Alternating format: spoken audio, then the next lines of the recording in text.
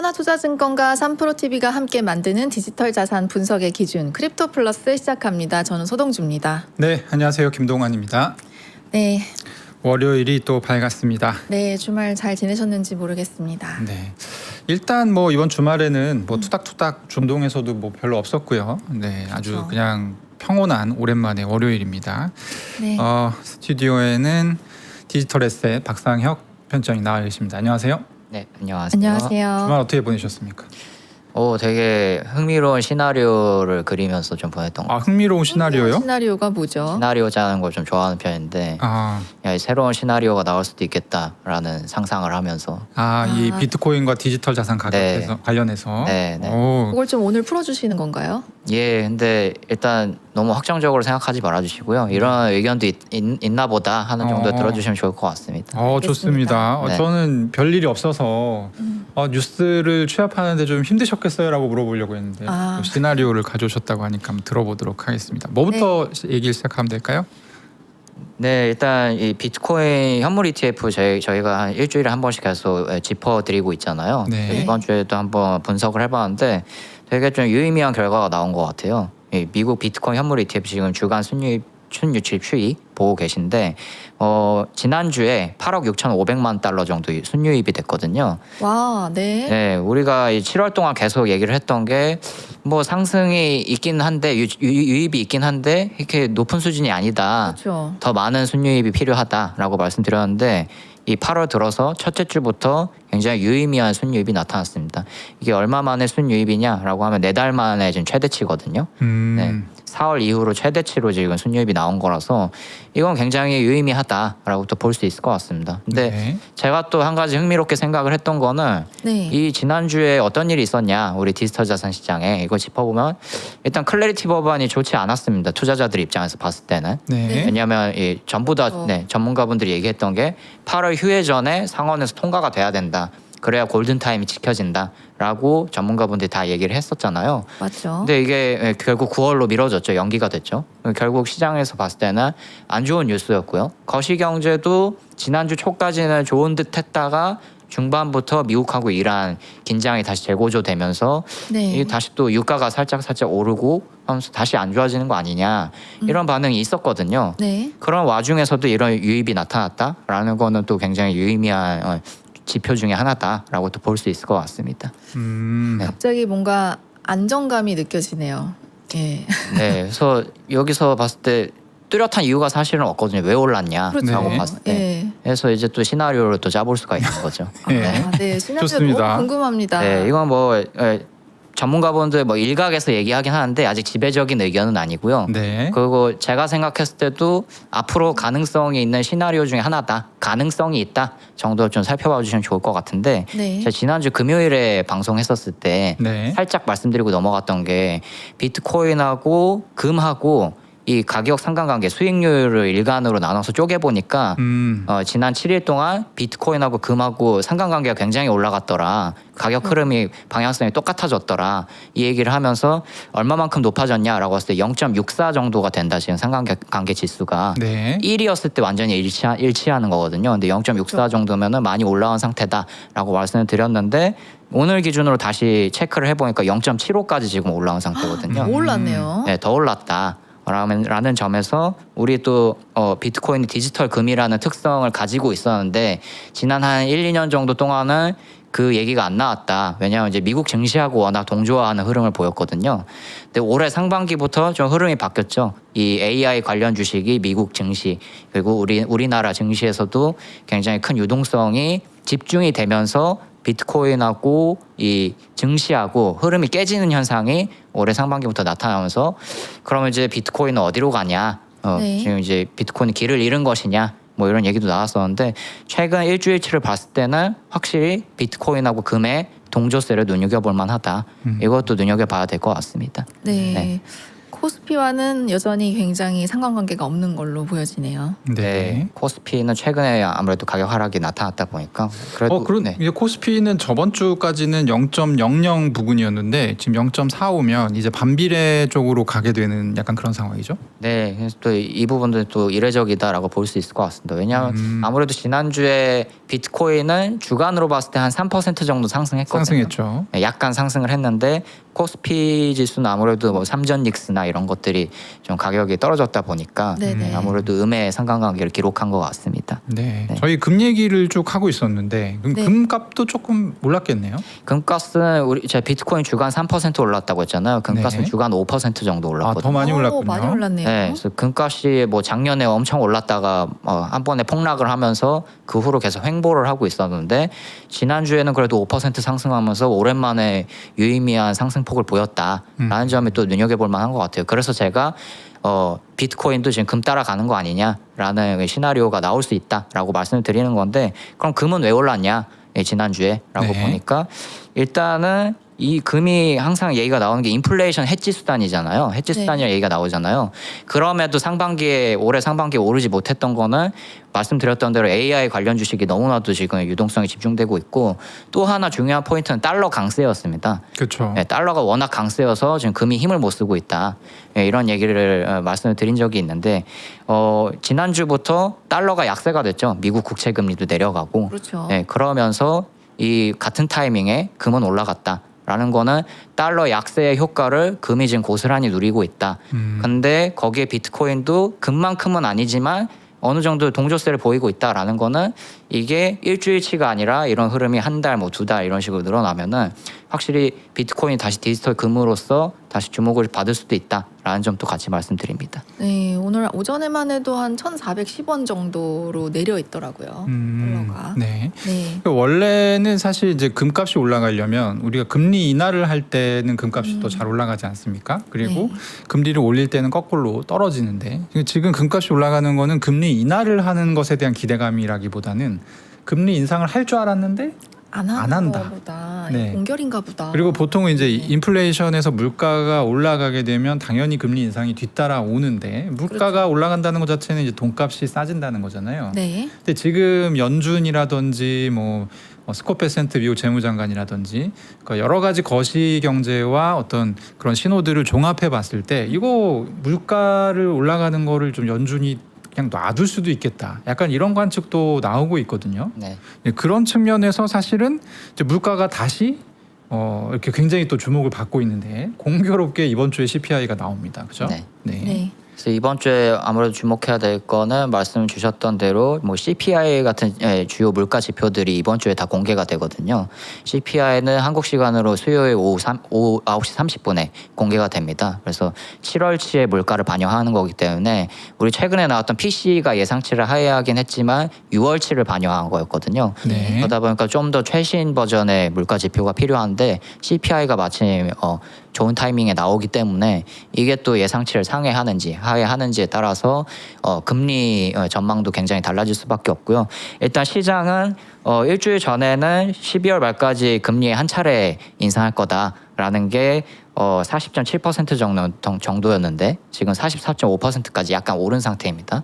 근데 또 여기서 뭐 안심할 수 있는 포인트는 투자자들 입장에서 50bp 그러니까 두 차례 12월 말까지 두 차례 인상할 확률은 일주일 전에 37.5%였는데 지금은 27.4% 수준까지 떨어진 상태입니다. 결과적으로 봤을 때는 두 차례까지는 인상 안 할 것 같다. 한 차례 정도 인상할 것 같다라는 포인트로 시장의 뷰가 바뀐 상태입니다. 네, 그래서 이 부분 다만 이제 이거 9월달에 인상할 거냐, 10월달에 인상할 거냐, 12월에 인상할 거냐 이게 각각 다른데 원래는 9월 인상 확률이 굉장히 높았는데 이게 약간 뒤로 밀리긴 했습니다. 예, 그 부분에서도 약간 금과 같은 이런 자산이 오르는 포인트가 된 게 아니냐 이런 반응도 있고요. 또 하나 이번 주에 살펴봐야 될 거는 역시 미국하고 이란의 호르무즈 해역 관련 쟁점이 어떻게 좀 전개가 되느냐 이걸 봐야 될 것 같습니다. 이게 또 오늘 아침에 보니까 유가 약간 올랐더라고요. 네, 지금 현재 얼마죠? 지금 한 78달러 77달러 요 정도까지 올라가는 걸 제가 확인했습니다. 네, 네. WTI 기준으로 네. 거의 그렇게 지금 형성이 되고 있고요. 아무래도 유가가 이렇게 올라간다는 거는 호르무즈 해협에 대한 협상 불확실성이 지난주보다 좀 더 강해졌다라고 그렇죠. 시장이 판단하고 있기 때문에 조금씩 오르는 것 같습니다. 네. 네. 지금 아무래도 뭐 트럼프 대통령이 몇 주 전까지만 해도 막 굉장히 강하게 공격하겠다라고 했는데 이제 한 발 물러선 상태고 네. 이란은 여기에 대해서 이 전쟁 배상금 지급 없으면은 호르무즈 해협 재개방 안 하겠다. 네. 이렇게 지금 하고 있는 상황이어서 정말 이게 조건이 하나씩 새로 붙고 있어요. 이란이 오만이랑 그냥 협상할 때는 네. 수수료율만 협상을 했었거든요. 이것도 네. 사실은 제가 얘기했었죠. 그 이란이 생각하고 있는 수수료율이 5에서 7%라고. 그래서 이거 미국이 받아들일 수 없는 수수료다라고 그렇죠. 했는데 거기에 플러스 편집장님 말씀하신 것처럼 야 전쟁 우리가 이겼으니까 피해 보상금 다 내라 한 푼도 안 깎아준다. 약간 이런 식으로 지금 얘기하고 있어서 그러면 호르무즈 또 안 열리는 거 아니야? 이런 불안감이 또 이제 그렇죠. 작용하고 있습니다. 다만 네. 근데 아주 즉각적인 무력 충돌이 없다면 이번 주는 일단은 CPI가 더 중요한 지표로 작용할 것 같긴 합니다. 네, 아무래도 이 케빈 워시 연준 의장부터가 물가 지표 굉장히 중요하게 보겠다라고 했기 때문에 네. 아무래도 이번 주는 CPI 결과 발표에 투자자들이 좀 집중을 하셔야 될 것 같습니다. 네. 이 와중에 클래리티 네. 어떻게 됐나요? 이제 끝났나요? 아니면 이어지나요? 클래리티 법안도 주말 사이에 좀 숨가쁜 뉴스들이 많이 나왔습니다. 아니 왜 숨가쁜 겁니까? 네. 이해를 할 수가 없네. 이게 좀 많은 투자자분들이 네. 죽지도 않고 또 왔습니다. 네. 이거 뭐 클래리티. 많은 분들이 답답해 하시더라고요. 각설이도 아니고. 네. 네. 진짜 약간 지긋지긋하다 이런 반응들이 또 예, 있거든요. 8월까지 뭐 어떻게 된다 만다 네. 하더니 9월로 또 연기되는 거냐라고 하면서 네. 많은 분들이 답답해하고 계신데요. 네. 뭐 이 정치라는 게 좀 어쩔 수 없는 것 같아서 제가 봤을 때는. 네. 근데 일단 지금은 주말 동안 나온 뉴스를 제가 종합을 해보니까 일단 지금은 이분법적으로 생각할 수는 없을 것 같아요. 이게 뭐 법안이 통과된다 안 된다라고 확정하기에는 여전히 이른 단계고 투자자분들이 궁금한 사항은 그럼 클래리티 법안 연기됐으니까 뭐 쇼포지션을 열면 뭐 돈 버나요? 뭐 이런 거에 또 질문을 하시는데 지금은 여러 가지 뉴스로 나온 걸 봤을 때 쇼포지션을 함부로 여실 상황은 그렇죠. 아니다라고 또 말씀을 드리고 싶습니다. 오히려 될 가능성이 높아 보입니다. 제가 볼 때는 이렇게까지 그러세요? 한다는 거는 어떻게 보십니까? 이거 네. 저도 생각보다 되게 긍정적인 뉴스들이 많이 나왔는데라고 네. 생각되는 부분들이 네. 일단 지금부터 하나씩 짚어볼 건데요. 네. 일단 존 튠 상원 공화당 원내대표가 이 휴회 직전에 이 토론 종결 신청을 했어요. 이제 전문가분들이 최악의 수로 상정을 했던 거는 이 클로처 토론 종결 신청조차 못하고 이 9월로 넘어가는 걸 최악의 수로 상정을 했는데 일단 네. 최악의 수는 벗어났습니다. 네. 왜냐하면 클로처 신청을 했기 때문에 토론 종결 신청을 했기 때문에 이게 9월에 휴회가 이제 재개가 되고 나서 한국 시간으로 9월 16일 오전 3시 15분에 이 토론 종결에 대한 이 표결을 실시를 하게 됩니다. 그래서 최악의 상황 벗어났다. 그래서 원래 이 클래리티 법안이 이 표결도 못 붙이고 9월로 넘어간다라는 뉴스가 처음 나왔을 때는 폴리마켓에서 네. 연내 클래리티 법안 통과될 확률 12% 수준까지 떨어졌거든요. 네. 예, 역대 최저로 떨어졌는데 이 존 튠 원내대표 측에서 이 클로처 신청했다라는 뉴스가 나온 후에는 22% 수준까지 상승을 했습니다. 네. 12%에 이제 투자하신 분들은 2배 벌었네요.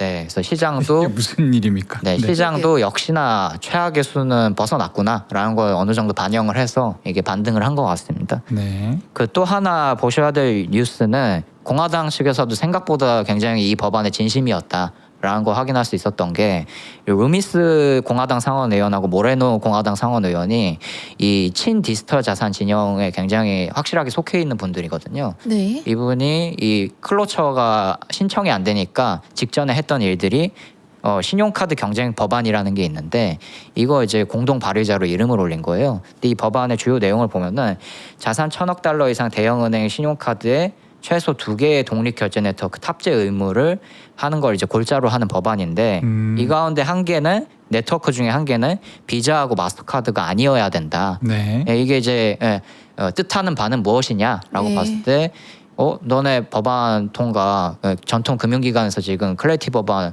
이렇게 반대하고 있는데 계속 반대할 거야? 라고 하면서 이런 전통 금융기관을 견제하는 법안에 공동 발의자의 이름을 올린 게 아니냐 이런 분석이 나왔고 실제로 그 직후에 클로처 신청이 나왔다 뉴스가 나왔다라는 점도 말씀드리고요.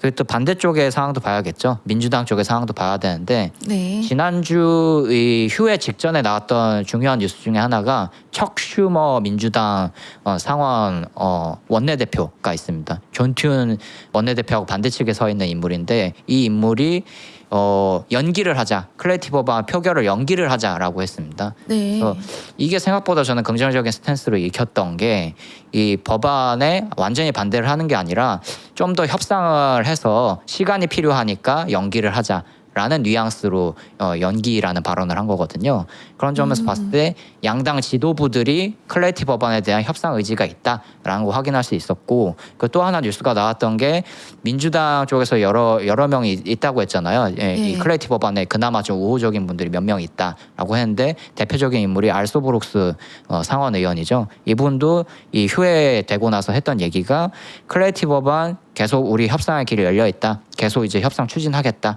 이런 얘기가 있었습니다.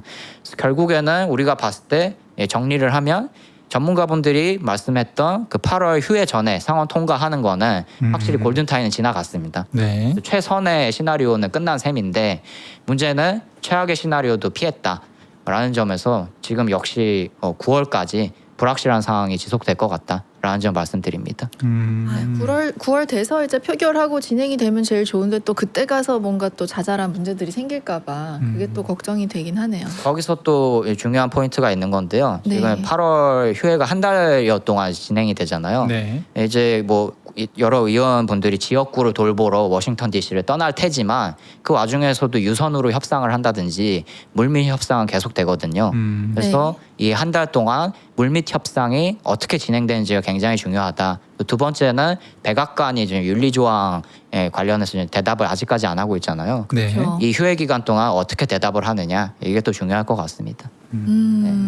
지금 스콧 베센트 재무장관 같은 경우는 지금 이제 장기 국채 금리를 끌어내리기 위해서 진짜 다양한 5만 가지 방법을 지금 쓰려고 하는 것 같거든요. 근데 그 중에 하나로 지목이 됐던 게 사실 이제 스테이블 코인 발행사로 하여금 국채를 많이 사주게끔 하는 그런 방안이었습니다. 근데 이걸 타려면 클래리티 법안 통과시켜야 돼요. 그러니까 저는 어떤 생각이 드냐면 네.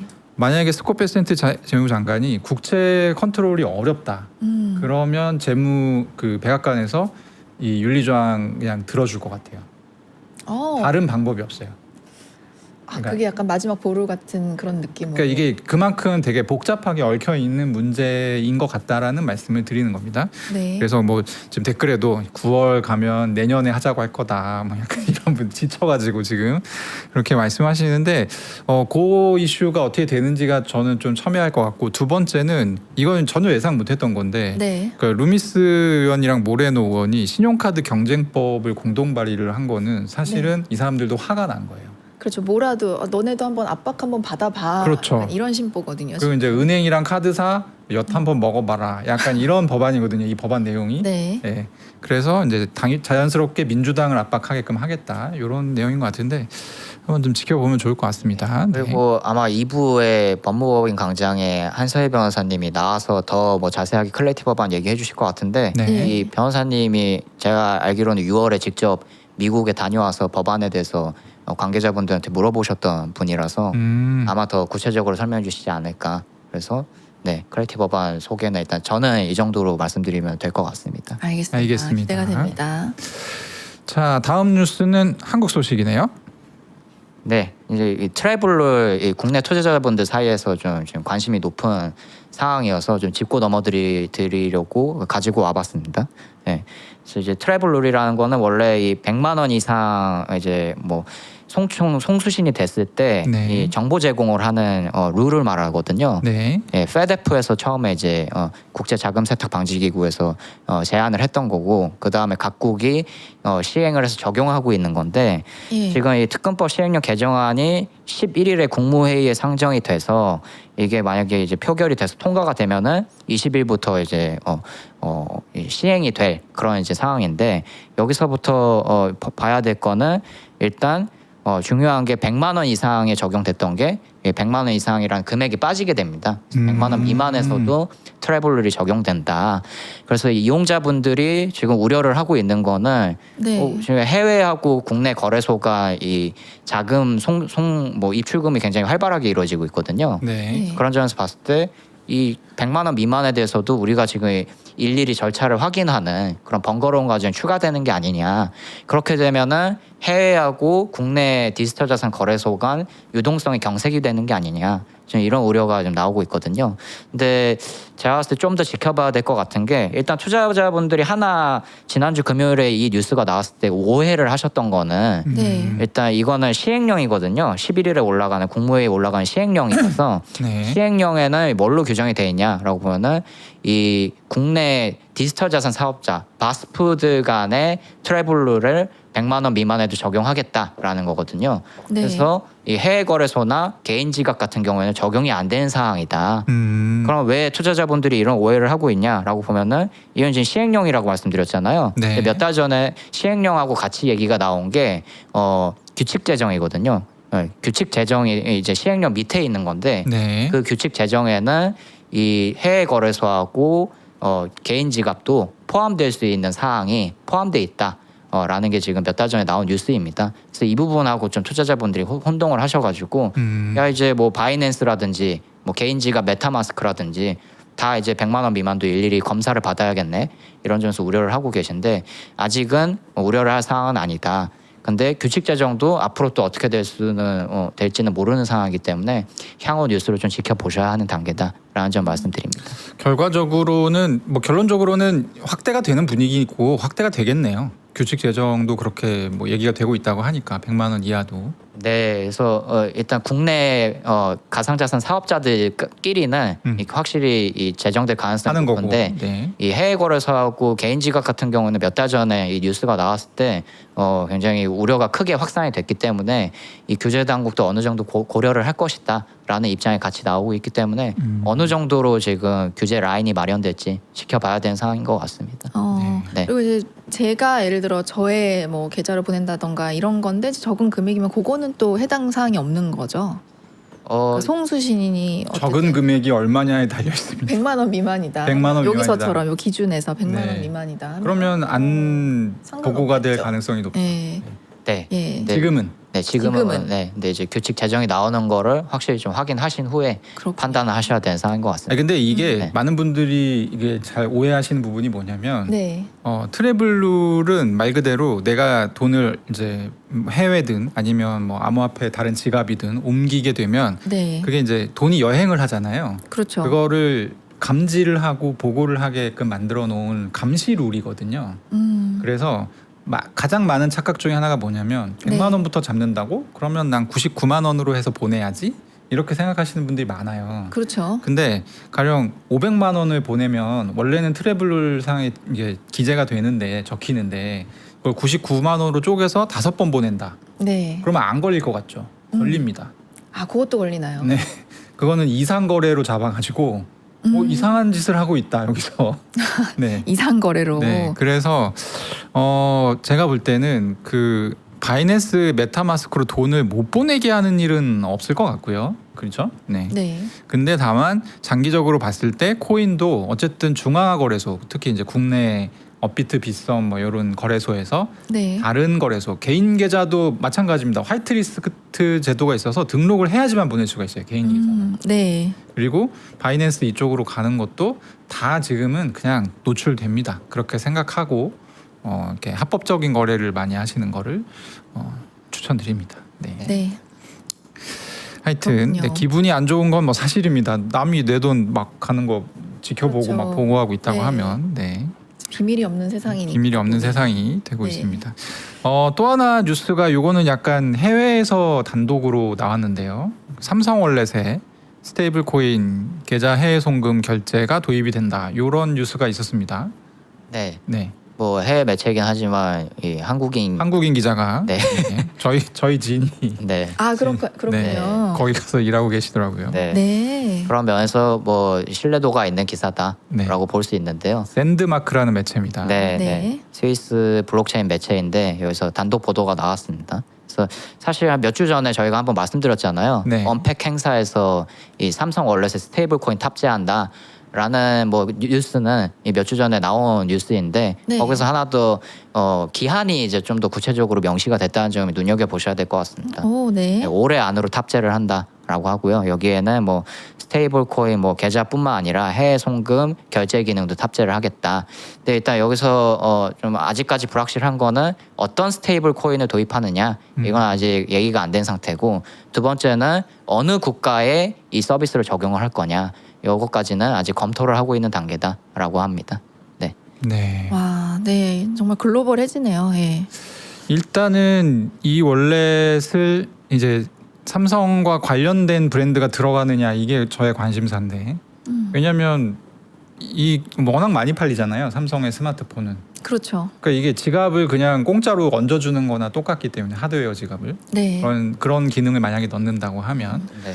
그래서 연관된 뭔가 뭐 금융 결제 뭐 이런 뭔가가 있을지 그런 부분들이 조금 흥미로운 내용인 것 같습니다. 하락장 네. 중에서도 이 크립토 결제 시장은 계속해서 커지고 있는 것 같습니다. 스테이블 코인을 중심으로 해서 네. A16Z에서도 보고서 하나 냈는데 이 크립토 카드 결제가 이제 월간 단위로 봤을 때 사상 최대치를 기록했다라는 또 자료가 나오고 있기도 하고요. 그래서 이 스테이블 코인을 중심으로 한 크립토 결제 시장은 확실히 좀 눈여겨보실 만하다라는 점 말씀드립니다. 네. 네. 요 시장은 또 아까 공교롭게 얘기했던 트래블 룰의 적용을 안 받습니다. 네, 맞습니다. 그렇죠. 그래서 이제 이걸 뭐 저희가 가르쳐 드리는 게 아니라요. 그러니까 이런 식으로 규제가 생기면 그것을 우회하는 어떤 시장의 움직임이 계속 나타납니다. 그래서 이제 크립토 카드 같은 경우 아까 그래프에도 보여주셨지만 굉장히 지금 매출 사용량 둘 다 늘어나고 있고요. 최근에 일본 같은 경우는 이제 편의점에서 스테이블 코인 결제를 좀 시범적으로 도입하는 것 같아요. 네, 네. 일본에서는 그 일본 민간 기업에서 만든 스테이블 코인 JPYC라는 게 굉장히 유통이 많이 되고 있거든요. 네. 근데 여기에 이제 로손의 결제 기능에 JPYC를 탑재를 하면서 이 일본에서 업계 사이에서 좀 화제가 됐었는데, 이 저희하고 이제 제휴를 맺은 일본 매체가 있는데 나다 뉴스라고. 네. 그래서 직접 이제 체험기를 하나 올렸더라고요. 오. 그러니까 로손이 3대 편의점 중에 하나거든요, 일본에. 네. 네. 그래서 결제를 해보니까 QR 코드 결제가 그냥 똑같았다. 그리고 또 오. 하나 눈에 띄는 거는 이 우리가 블록체인 기반으로 스테이블 코인을 결제를 하면은 가스비라는 수수료를 항상 내야 되거든요. 그렇죠. 네. 근데 수수료 없이 가능했다. 왜 가능했냐라고 보니 해시포트라는 일본 웹3 수탁 업체가 있는데 여기가 대신 이 수수료 관리를 하면서 이용자들은 블록체인 생각을 안 하고도 그냥 QR코드처럼 스테이블 코인 쓸 수 있는 그런 환경이 조성됐더라. 이 점을 또 강조를 한 것 같습니다. 와, 로손에서 쓰기 시작하면은 정말 세상이 변하겠네요. 이게 굉장히 큰 곳이잖아요. 네. 예. 이게 또 일본은 신용카드가 없거든요. 거의 그러니까 현금 아니면 현금 아니면 네. 사실 그러니까 신용카드 원래 이렇게 결제가 세 대가 있는데 한국은 신용카드 진짜 많이 쓰잖아요. 그렇죠. 근데 일본은 현금을 많이 쓰고 신용카드가 거의 발달 안 해서 바로 이쪽으로 또 넘어가게 되면 상당히 또 파장이 클 수 있을 것 같습니다. 오히려 속도가 붙을 수 있는 기회가 되는 거네요. 일본 네. 입장에서는. 자, 그리고 리닷페이까지 오늘 얘기해 볼 수 있을 것 같은데, 리닷페이라는 그 크립토 기반 신용카드라고 불러야 되나요? 맞습니다. 네, 요게 국내에서도 상당히 많이 쓰는 걸로 알고 있는데, 네, 금융당국에서 작년까지만 해도 많이 썼죠. 네, 금융당국에서 지금 여기에 대해서 뭔가 입장이 나왔나요? 옛날에 나온 건데요. 사실 왜 갖고 왔냐라고 하면은 리다페이가 지금 크립토 카드 시장 중에서 제일 점유율을 많이 차지한 신용 카드 회사거든요. 크립토 카드 회사인데 이 지난해에 한국인들이 많이 썼다가 발급이 중단되는 사태가 있었어요. 그래서 이때 금융위 쪽에서 입장을 내놨던 거는 영업행위가 국내 소비자나 금융시장에 영향을 미친다고 판단했을 때 관련 법령에 따라서 규제를 할 수 있다라는 취지에서 막았다. 라고 설명을 했거든요. 네. 근데 또 이 A16Z 여기 보고서 나온 거 보면은 이게 하나가 있습니다. 이 리다페이만 있는 게 아니라 뭐 카스트, 뭐 트리아 이런 여러 가지 카드가 있거든요. 네. 지금 다른 카드 같은 경우에는 한국인들이 쓸 수 있는 걸로 확인이 돼서 이런 점들이 또 이제 한국 시장에서는 또 눈여겨볼 만한 점이다라는 점 말씀드립니다. 그리고 사실 이제 QR 결제가 요즘에는 한국에도 많이 확대됐거든요. 그래서 만약에 쓰려고 마음 먹으면 거래소에서 QR 서비스 제공하면 카드랑 똑같이 쓸 수 있습니다. 예, 그런 그렇죠. 상황입니다. 네. 약간 그런 상황입니다. 그래서 관리 감독을 좀 더 입체적으로 해야 될 것 같고요. 앞으로는. 네. 네. 일단 오늘 뭐 클라리티 법안이 되살아났다. 여러분들한테 이게 좋은 소식인지 안 좋은 소식인지 모르겠습니다만 어쨌든 그 9월 얘기를 달까지 같이 고생을 또 하셔야겠습니다. 같이 고생을 하셔야 됩니다. 네. 오늘 박상현 편집장님 말씀 감사합니다. 네, 감사합니다. 감사합니다.